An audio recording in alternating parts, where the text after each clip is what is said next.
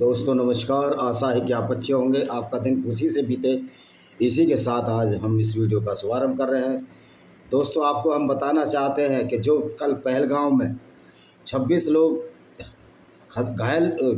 लोगों की हत्या हुई है और कुछ लोग घायल हैं, तो अब आपको समझ में आ गया इस्लाम ही आतंकवाद है। इस्लाम को हम धर्म तो बोल ही नहीं सकते, ये बहुत बड़ा धर्म है, क्योंकि इस्लाम ही आतंकवाद की शिक्षा देता है। और जो असुद्दीन ओवैसी से मेरा ये चैलेंज है कि वो आके आमने सामने बहस करे। मैं खुल कर कह रहा हूँ, सुप्रीम कोर्ट सुन ले, हाई कोर्ट सुन ले, इंटरनेशनल कोर्ट ऑफ जस्टिस सुन ले। हमारे माननीय आदरणीय प्रधानमंत्री नरेंद्र मोदी, जिनका हम बहुत सम्मान करते हैं, अमित शाह जी, आप सुने, यही असली इस्लाम है। इस्लाम ही आतंकवाद है। ये कहना कि इस्लामिक आतंकवादी, ये आतंकवाद को कम करके आंकना होगा। अगर कोई मुसलमान है और इस्लाम को मानता है तो वो आकर आतंकवादी है। गुलाम नबी आज़ाद अगर इस्लाम को मानता है, इस्लाम को फॉलो करता है फुल, तो वो आतंकवादी है। जो जिहाद असगर को फॉलो करता है, जो इस बात को मानता है कि इस्लाम, पूरी दुनिया में इस्लाम फैलाना है और पूरी दुनिया में इस्लाम फैलाना है, चाहे वो मारने से, कत्ल करने से फैलाया जाए, और जो इस्लाम कबूल करने से मना करें उनको कत्ल करना है, वही असली इस्लाम है। पहलगाम में जो दिया वही असली आतंकवाद था। और दिग्विजय सिंह जैसे मूर्ख भांड खरगोश की औलाद जो ये कहते हैं कि बीजेपी हिंदू मुस्लिम दंगा कराती है, अरे मूर्ख दिग्विजय सिंह, बीजेपी नहीं, कुरान की ये आयतें दंगा कराती हैं। जैसा कि आज हम जिहाद का मतलब एक गुंडागर्दी गैर मुस्लिमों के खिलाफ, जिहाद का मतलब गैर मुस्लिमों की औरतों को लूटना, उनके साथ बलात्कार करना, उनको रखेल बनाकर उनको बाजारों में बेचना, ये है जिहाद असगर। इस्लाम में ये बहुत अनिवार्य है, यानी कि इस्लाम में गैर मुस्लिमों के खिलाफ गुंडागर्दी अनिवार्य तत्व है, जिसमें गैर मुस्लिम औरतों के साथ बलात्कार करना अनिवार्य तत्व है। मैं उन मुसलमानों को ये कहना चाहता हूँ जो ये कह रहे थे कि जो हिंदू गोलियों से घायल हैं उनकी अल्लाह ताला रक्षा करे। अरे मूर्खों, कश्मीर के मुसलमान मूर्खों, वो अल्लाह ताला के नाम पर ही तो मोहम्मद ने जो गंद फैलाई जिसको इस्लाम कहते हैं, वो अल्लाह ताला क्या हिंदुओं की रक्षा करेगा? जो अल्लाह ताला एक शैतान फरिश्ता, जिसको तुम फरिश्ता कहते हो, शैतान जिब्रील के हाथों ऐसी आयतें भेजता था जो पूरी की पूरी तरह औरतों का बलात्कार के लिए उकसाती थी, काफिले लूटने के लिए उकसाती थी। और तुम्हारा मोहम्मद जिंदगी भर यही काफिले लूटता रहा। तुम्हारा मोहम्मद एक आतंकवादी था, मोहम्मद से बड़ा कोई आतंकवादी नहीं हुआ। क्योंकि हिटलर को गाली देने वालों से पहले आपको ये सोचना पड़ेगा कि मोहम्मद से बड़ा ना कोई आतंकवादी हुआ है ना होगा। उसने मानवता की शान में गुस्ताखी की है, और मानवता की शान में गुस्ताखी की यही सजा, सर तन से जुदा, सर सन से जुदा। जो नफरत फैलाएगा काफिरों के नाम पर, उनके सर धड़ होंगे जमीन पर और सर होंगे आसमान पर। 72 हूरों को भेजने का ठिकाना है। काफिर इंटरनेशनल ऑर्गेनाइजेशन को मजबूत बनाना है। अगर आज भारत की सरकार आतंकवाद के खिलाफ ढंग से नहीं लड़ सकती, तो हम पूरी दुनिया के गैर मुसलमानों का फर्ज होता है हम जिहाद असगर के खिलाफ सशस्त्र युद्ध करें। और ये युद्ध गली और मोहल्लों से शुरू होगा। और इस्लामिक विचारधारा के लोग जो ये मानते हैं कि गैर मुस्लिम नजीस है, काफिर हैं, उनको सबको 72 हूरों के पास भेजा जाएगा। ये काम होना पड़ेगा, वरना इस्लाम पूरी दुनिया को लील जाएगा।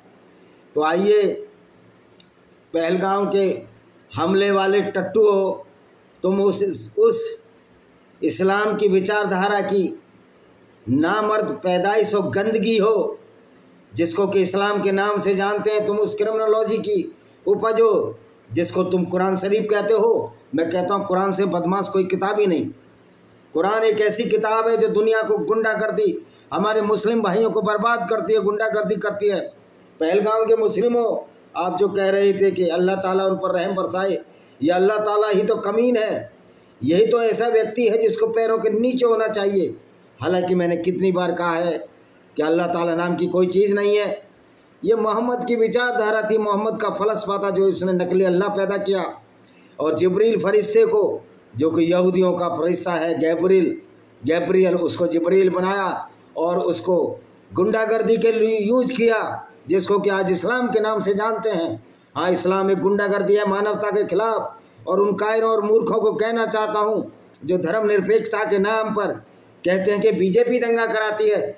अबे तुमने मूर्खों, तुमने कुरान को नहीं पढ़ा। दिग्विजय सिंह जैसा मूर्ख, अखिलेश यादव जैसा मूर्ख, चंद्रशेखर रावण जैसे मूर्खों ने न कुरान को पढ़ा है न कुरान को जाना है कि कुरान किस तरह गुंडागर्दी है।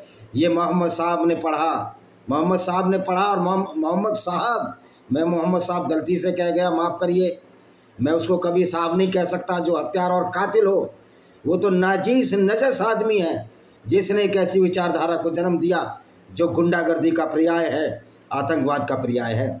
मैं BR अम्बेडकर साहब कहना चाह रहा था, उनकी मैं सराहना करूंगा, उन्होंने साहब कह दिया। मैं इस्लाम की ऐसी विचारधारा को अडॉप्ट नहीं कर सकता जिसमें औरतों के साथ बलात्कार की भी छूट हो। और इसी तरह जोगेंद्र नाथ मंडल पाकिस्तान चला गया, कह रहा हम हिंदुओं के साथ नहीं रह सकते, दलित था। और जब वो दलित वहाँ हिंदू दलित बहन बेटियों के साथ बलात्कार हुआ तो उसने पाकिस्तान के राष्ट्रपति से बोला कि ये गलत हो रहा है। उन्होंने कहा हमारा इस्लाम इसकी इजाज़त देते हैं। और जोगेंद्र नाथ मंडल कलकत्ते में आए और कुत्ते की मौत मरा, अपनी बहन बेटियों और दलित बहन बेटियों की इज्जत लुटवा कर देखकर पाकिस्तान से यहाँ भागा। तो इमाम में इस्लाम तेरी औकात नहीं कि तू इस्लाम के खिलाफ बोल सके, क्योंकि तू जिहादियों का पिट्ठू है। लक्ष्मण यादव जिहादियों का पिट्ठू है। ये लोग इस्लाम के बारे में नहीं बोल सकते क्योंकि इनकी आत्मा मर चुकी है। ये कायर लोग हैं। छुआछूत के खिलाफ हम भी हैं। अगर किसी ने छुआछूत किया तो इसका वेदों में वर्णन कहाँ है बता दीजिए। और जाति की कौन सा है, ये मुगलों के ज़माने में आई। और तुम जिस जातिवाद का विरोध करते हो उसी जाति के नाम पर तुम अपने चैनल चला रहे हो। नीच हो, महानीच और मूर्ख और ज्ञानी लोग हो। तो आइए बताएं, जिहाद में मोहम्मद ने किन किन को लूटा। अध्याय 1 है उन काफिरों पर जिन्हें पहले इस्लाम स्वीकार करने का निमंत्रण दिया जा चुका था बिना किसी चेतावनी के छापा मारने की अनुमति के संबंध में। पुस्तक 19 है। अच्छा, ये तो हमने बता दी, कुछ पुस्तक हैं, थोड़ी आगे बताएंगे इससे। ये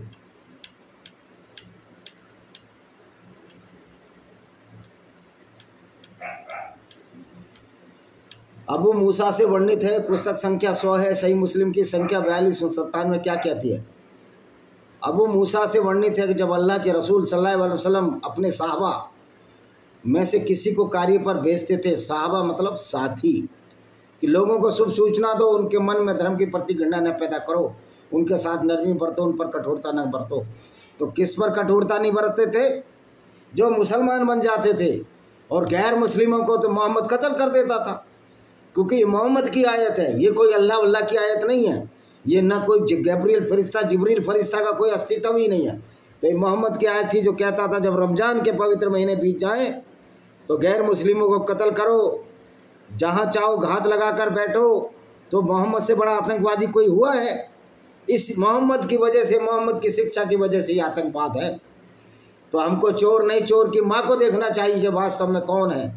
पहलगाम आतंक के पीछे जिहाद है, और जिहाद के पीछे इनका पैगंबर है, जिसको बड़ा प्यारा पैगंबर बोलते हैं, जो न सिर्फ लुटेरा था बल्कि औरतों को गिफ्ट में लेता था, औरतों की खरीद फरोख्त करता था, औरतों का व्यापारी था। और औरतों के व्यापारी को क्या कहा जा सकता है, ये आप तो समझते हो। क्या पैगंबर को इस तरह के कार्य करने चाहिए? पुस्तक संख्या 19 क्या कहती है? 4298 हदीस। सद बिन अबू बुरादा ने अपने पिता दादा के जरिए रिवायत पैदा की कि अल्लाह के रसूल ने उन्हें और मुआज को यमन भेजा और फरमाया लोगों के साथ नरमी बरतो, उन पर सख्ती न करो, उन्हें शुभ सूचना दो। शुभ सूचना का है कि इस्लाम की, अगर इस्लाम की शुभ सूचना नहीं देते, यानी इस्लाम अगर न माने, फिर उनको कत्ल कर दो। और एक देखो और हदीस है कि मोहम्मद पागल था। हम साबित करेंगे कि मोहम्मद एक पागल था। इब्न उमर से वर्णित है, जो इनका तीसरा खलीफा था और दूसरा खलीफा, जिसकी पत्नी हफ्सा, जिसकी बेटी हफ्सा से मोहम्मद ने झूठ बोला, जाओ तुम्हें तुम्हारे पिताजी बुला रहे हैं। और ये मोहम्मद मारिया अल-किबतिया जो कि दासी थी, क्रिश्चियन औरत थी, उसके ऊपर ये बलात्कार करने लगा। जब हफ्सा लौट कर आई, उसने देखा ये तो मारिया अल-किबतिया के साथ इंटरकोर्स कर रहा है। उसको पकड़ा और उसने मौत में इनको धमकाया। तो जब उसने जो अबू बकर की बेटी थी आयशा को बताया, ये बात फैल गई, तो मोहम्मद ने एक और आयत उतार ली कि मोहम्मद जो चाहे कर सकता है, लूट बलात्कार की पूरी छूट है, इस्लाम में पूरी गुंडागर्दी की छूट है, और ये आतंकवादी अपने को मोहम्मद की सुन्नत पर चलते हैं, इसलिए पहलगाम का हत्याकांड हुआ। बलात्कार इसलिए नहीं कर पाई, वहाँ सेना आ जाती, इनको मार दिया जाता। बलात्कार करने की इनकी औकात नहीं है, न मोहम्मद की, न मोहम्मद के अल्लाह की, और गैर मुस्लिमों को मारने की इनकी औकात नहीं है। अगर इनका अल्लाह सच्चा था तो हथियार के सामने क्यों नहीं आते? ये नीच और नाचीज कौम जो मोहम्मद द्वारा पैदा की गई, जिसको क्या आज इस्लाम के नाम से जानते हैं, उसी विचारधार से जो इस्लाम को मानता है वो नीच और नाजस है। आज तक इस्लाम कहता है कि गैर मुस्लिम नजस और गंदे हैं। तुमसे गंदा कौन होगा? जो तुम्हारा मोहम्मद जमजम आबे जमजम जिसमें लेटरीन, कुत्ते मरे हुए, महिलाओं के मासिक स्राव के कपड़े पड़े रहते थे, उससे तुम्हारा मोहम्मद वजू करता था। डालिए कमेंट में, मैं वो हदीस भी आपके सामने खोल कर रख दूंगा। तो तुम्हारी ये जो कुरान है, ये कुरान है, लोगों को विधवा बनाती है। ये कुरान एक ऐसी आइडियोलॉजी है, और ये इस्लामी आतंकवाद का पर्याय है। इस्लामी आतंकवाद है और कुरान आतंकवाद की किताब है। और सबसे बड़ा आतंकवादी वो है जिसके सुन्नत पर ये मुसलमान चलते हैं, जिसको ये बड़े प्यार से सल्लल्लाहु अलैहि वसल्लम न जाने क्या क्या करते हैं।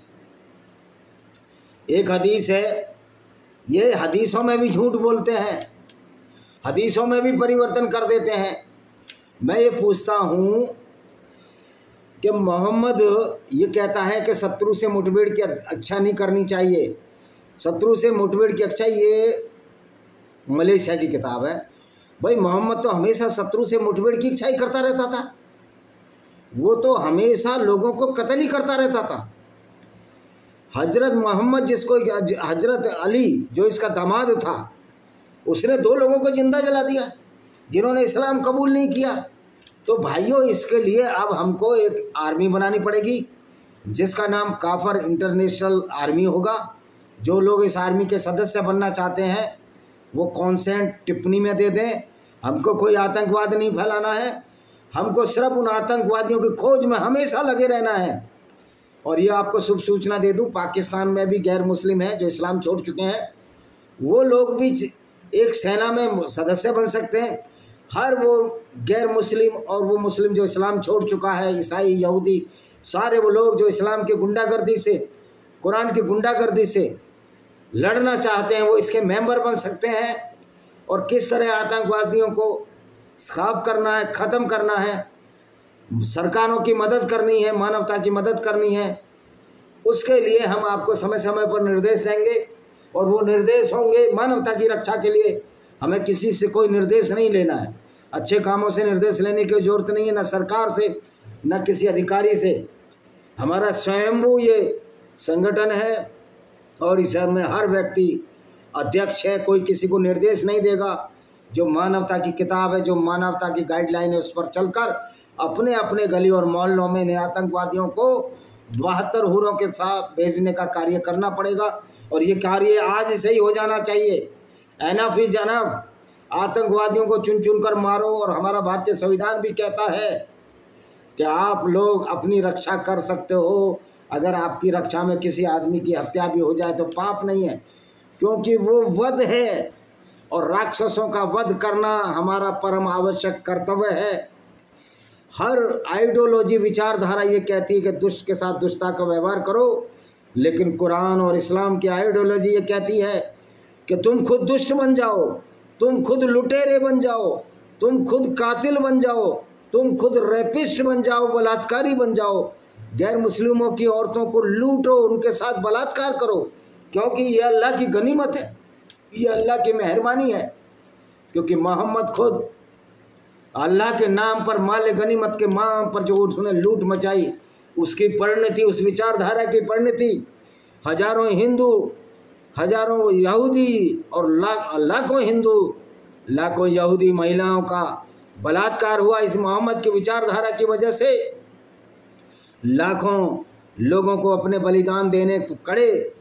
देखिए, रात्रि छापों में महिलाओं और बच्चों की अनुमति, साहब बिन उत्थामा से जत्थामा से वर्णित है अल्लाह पैगंबर, उन पर शांति हो। मैं कह रहा हूँ उस पैगंबर का तो लाश चढ़नी चाहिए और उस पर शांति हो। कोई वो नीच ऐसा व्यक्ति था, नजस था, पोटी जितना व्यक्ति था।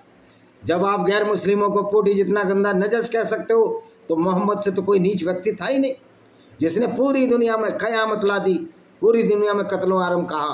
तो क्या कहता, जब रात के हमले के दौरान जो गैर मुस्लिमों की महिला और बच्चों के बारे में मोहम्मद से पूछा गया, तो उन्होंने कहा हाँ उनको भी कत्ल कर दो, क्योंकि वो भी उन्हीं में से एक हैं, वो भी आगे चलकर मुशरिक बनेंगे, मूर्ति पूजक बनेंगे। मोहम्मद को क्या चुल है, कोई मूर्ति पूजे कोई ना पूजे, भाई तेरे को क्या बाबासीर थी। मोहम्मद को बाबासीर थी और मोहम्मद के मानने वालों को ये बाबासीर है। इनकी बाबासीर का अब खात्मा किया जाएगा। आइए काफिर इंटरनेशनल ऑर्गेनाइजेशन से जुड़िए, फिर काफिर इंटरनेशनल आर्मी के आप अपने आप सदस्य हो जाते हैं। और अमेरिका में तो हथियार हैं आपके पास, गैर मुस्लिमों के पास हथियार हैं, तो आप उन लोगों को जो आतंकवाद फैला रहे हैं, जो आतंकवाद की शिक्षा दे रहे हैं, जो शिकागो की मस्जिद में बैठा हुआ डॉक्टर यासिर अली वासदी जो इस्लामिक आतंकवाद की शिक्षा दे रहा है, आप उसको क्यों नहीं 72 हूरों के पास भेजते। यहाँ भी ये काम होगा, भारत में भी होगा। ये जो बरेलवी और देवबंदी स्कूल ऑफ थॉट्स हैं, ये सबसे बड़े आतंकवाद का केंद्र हैं। महमूद मदनी, अरशद मदनी, ये सबसे बड़े आतंकवादी हैं भारत के। असुद्दीन ओवैसी और गुलाम नबी आज़ाद भी आतंकवादी है। आज वो भले ही कह रहा है कि ये बहुत बड़ा हुआ, लेकिन गुलाम नबी आज़ाद, तुम्हारा इस्लाम नहीं तो ये कहता है, तुम्हारा पैगंबर तो कहता है ये बहुत अच्छा है, गैर मुस्लिमों को कत्ल अच्छा है, हमें पूरी दुनिया में इस्लाम फैलाना है। तो ये झूठ का आडम्बर पाखंडी और नेताओं, जितने भी मुसलमान नेता हैं जो ये कहते हैं कि इस्लाम शांति का मजहब है, झूठे पाखंडी धूर्त और मक्कार हैं, पेशेवर हत्यारे हैं, लुटेरे हैं, बेशरम हैं, गैरत नहीं बेगैरती लोग हैं, झूठ बोलते हैं, इनको शर्म नहीं आती, इसलिए शर्म नहीं आती। मोहम्मद ने भी कहा था झूठ बोलने की आज़ादी है। अगर आपको इस्लाम फैलाना है, इस इस्लामी गुंडागर्दी को अब हम फैलने नहीं देंगे। इसके लिए चाहे हमको हथियार उठाने पड़े, और इस काम को मैं स्वयं आगे बढ़कर करूँगा कि एनफ इज एनफ। और भारत के आर्मी को चाहिए, आप सोचते हो कि पाकिस्तान ये करा रहा है, भारत की आर्मी, अमित शाह और मोदी जी को मैं कहना चाहता हूँ, थोड़े होश के नाखून चबाओ। ये पाकिस्तान नहीं करा रहा, ये इस्लाम करा रहा है, ये इस्लाम की गुंडागर्दी करा रही है, क्योंकि इस्लाम की विचारधारा एक पुल टू पुल गुंडागर्दी है। और इस गुंडागर्दी की वजह से आज पहलगाम में लोग मारे गए हैं। ज़्यादा तकरीर देने से कुछ नहीं होता, हमको इस एक्शन को लाना पड़ेगा। और हर ऐसे व्यक्ति को जो अपने आप को मुसलमान कहता है और जिहादी अस्कर यानी खून कतार और जिहाद में विश्वास रखता है गैर मुस्लिमों के, उसको 72 हूरों के पास भेजना होगा। और मैं यूट्यूब को भी कहना चाहता हूँ कि हमारी लड़ाई में हमारा साथ दो, स्ट्राइक मारोगे तो तुम्हारे साथ भी काफिर इंटरनेशनल ऑर्गेनाइजेशन वो काम करेगा जिसके साथ उससे तुम्हारी याद रखेंगी। आप भारत के कानून को मानते हो, कानून से रहिए, हम भी कानून से ही लड़ाई लड़ेंगे। आतंकवादियों को मारने का हमारा फर्ज है और हम उनको ज़रूर मारेंगे। हम चाहे वो दिल्ली की गलियों में हो, दुनिया की किसी भी कोने की गलियों में हो, अब आतंकवादियों को मारने का वक्त आ गया है। कुरान जलाने से कुछ नहीं होने वाला, क्योंकि ये रक्तबीज, ये राक्षस उसी कुरान की विचारधारा पर चलते हैं। जब तक इन राक्षसों का समूल नाश नहीं किया जाएगा, इनके खानदानों को समाप्त नहीं किया जाएगा, कुरान की विचारधारा अपने आप समाप्त हो जाएगी। इनके अंदर भय पैदा करना है कि तुम्हारे मोहम्मद की विचारधारा जो गुंडागर्दी थी, जो राक्षसी प्रवृत्ति थी, जिसमें मोहम्मद और उसके साथी बलात्कार करते थे, ये अब चलने वाली नहीं है। क्योंकि शास्त्र पढ़ने से, किताबें पढ़ने से कभी कोई रक्षा नहीं होती। अगर शास्त्र पढ़ने से रक्षा हो जाती तो भारत के मंदिर, भारत के गुरुद्वारे, भारत के और दूसरे धार्मिक, नालंदा विश्वविद्यालय नहीं जलता और इस तरह के हजारों मंदिर ना तोड़े जाते। तो शास्त्रों के भरोसे रहने वाले लोगों, तुमको समझ लेना चाहिए कि वो इस्लाम शास्त्रों के भरोसे नहीं रहता। वो कुरान को पढ़ता है, फिर उसको भी अमल करता है। लेकिन हम सिर्फ किताबें पढ़ते हैं कि हमको अच्छा सलूक करना चाहिए, हमें दुष्ट के साथ दुष्टता का व्यवहार करना चाहिए। लेकिन क्या हमने अपनी इतनी औकात बनाई है कि इन राक्षसी प्रवृत्ति के दुष्टों को, जो इस्लाम की विचारधारा को पालन करते हैं, उनको 72 हूरों के पास भेजें? ये एक पुण्य कार्य ही होगा, क्योंकि मुसलमान मरने के बाद 72 हूरें लेता है और वहाँ वो पूरी ज़िंदगी वो एक गंदे और घिनौने गलीज कार्य करेगा जो मोहम्मद साहब ने अपनी ज़िंदगी में किए, यानी कि यहाँ भी गंदगी और वहाँ भी गंदगी। तो इस्लाम का मतलब है डबल बेड की गंदगी, गंदगी ही गंदगी, तलवार से सलवार, यही इस्लाम का फलसफा, पूरी की पूरी गुंडागर्दी, यही इस्लाम है। और ये मोहम्मद तो वो आदमी था जिसने हर लुटेरे और बदमाश के मक्का मदीना वालों को इकट्ठा किया, और इकट्ठा करने के बाद उसको उसमें लूट की, और लूट को इन्होंने वैध बताया। देखो ये क्या किताब कह रही है, लूट की। पुस्तक संख्या 19 सही मुस्लिम, पुस्तक 19 बुक 19 संख्या 43-27 क्या कहती है, सुनिए। अबू हुरैरा से रिवायत है कि अल्लाह के रसूल सल्लल्लाहु अलैहि वसल्लम ने फरमाया, मोहम्मद ने, एक नबी ने जंग की, उसने अपने मरीदों से कहा जिसने औरत से शादी कर ली है वह अपने निकाह को पूरा करना चाहता है लेकिन अभी तक ऐसा नहीं किया है। दूसरे ने घर बना लिया लेकिन अभी तक उसकी छत नहीं डाली है। तीसरे ने बकरियां खरीद ली हैं और ऊँटनी को गर्भवती कर दिया है और उनकी संतान का इंतजार कर रहा है, वह मेरे साथ नहीं आएगा। इसलिए वह आगे बढ़ा। असर की नमाज के समय, नमाज सुबह की कौन सी होती है, सबसे पहले फजर की, फिर असर की करीब दोपहर की नमाज समय उसके आसपास एक गांव के पास पहुंचा। उसने सूरज से कहा, सूरज मतलब सन, अब सूरज से कहा तू अल्लाह का आज्ञाकारी है। सूरज घंटा भी अल्लाह का आज्ञाकारी नहीं है, इतना बड़ा सूरज अल्लाह के फर्श के नीचे छिपता है, क्या मूर्खता है। और मैं, हे अल्लाह मेरे लिए थोड़ा रोक दे। वह उसके लिए जब तक रुका रहा जब तक अल्लाह ने उसे जीत नहीं दिया, सूरज छिपा ही नहीं। वाह भाई वाह, ऐसी चांद के 2 टुकड़े करे मूर्खो, अब क्यों भागे भागे फिर रहे हो उन लोगों को मारकर, तुम्हारे तो अल्लाह के साथ है ना। ये असीम मनीर आतंकवादी है, ये सारे मुसलमानों का बेड़ा कर करके मानेंगे, और इस्लाम के नाम पर जो ये गुंडागर्दी कर रहे हैं उसका जवाब जरूर दिया जाएगा। काफिर इंटरनेशनल आर्मी देगी। और मैं थोड़ा इंग्लिश में भी बोल दूँ, my all brothers which are living throughout the world, whether they are non Muslims or whether they are the ex Muslims or whether they are every non Muslim has a right to become a member of this United Nations Army, and it is our duty to eliminate all the Islamic Gunism or the hooliganism and eliminate those Muslims who follow the same ideology as followed by so-called Prophet Muhammad, because this ideology allow the jihad asghar means kill to the non-Muslims throughout the world. So this is our duty to save the lives and the generation of the non-Muslims throughout the world, even the ex-Muslims. We have our duty to save the humanity against these Islamic monsters, to eliminate them and send them to 72 hurs as described in the Quran. Though it is a fallacy only, there is no truth of the any hell or heaven. This is the only the fallacy, so-called Islamic monster Muhammad. अब देखिए क्या करते हैं, लोगों ने युद्ध का लूट एक जगह इकट्ठा की। एक आग लूट को भस्म करने के लिए आई लेकिन उसे भस्म नहीं किया, उसने वैसा किया, अपने हाथ में डाल दिया। एक आदमी का हाथ उसके हाथ से चिपक गया। पैगंबर ने कहा तुम्हारा कबीला गबन का दोषी है, तुम्हारे कबीले के सभी सदस्य करके एक एक करके मुझसे वफादारी की शपथ लें। वो क्या था, मोहम्मद की लूट में से किसी ने ले लिया। उन्होंने ऐसा किया, जब 2-3 लोगों के हाथ उनके हाथ से चिपक गए, आपने कहा तुमने गमन किया, वो हाथ चिपक गए, मतलब ऐसा मूर्ख बनाता था। इसलिए उन्होंने गाय के सिर के बराबर सोना निकाला, उन्होंने इस धरती पर लूट के बीच रख दिया। फिर आग लूट के पास पहुंची, आग पहुंच के गई और उसे भस्म कर दिया। युद्ध के, अरे आग में सोना कितनी देर में भस्म होता है। युद्ध की लूट हमसे पहले किसी लोगों के लिए वैध नहीं थी, वह इसलिए क्योंकि अल्लाह ने हमारी कमजोरी विनम्रता को देखा और हमारे लिए वैध बना दिया। अल्लाह ने हमारी कमजोरी को देखा, ये कि बेचारे गरीब हैं यानी लूट करके अमीर हो, यह है इस्लाम का आतंकवाद। युद्ध की लूट देखो, मुसाब बिन साद वही था जो मोहम्मद के कहने पर बनु कुरैजा पर अटैक किया और एक गधे पर रहता था, और उसने 700 से 900 लोगों को नंगा करके कत्ल किया।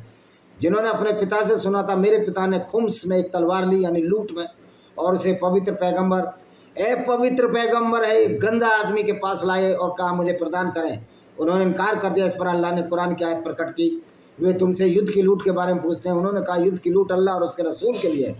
तो इनका अल्लाह और रसूल भी लुटेरा है, ये अल्लाह का वो है।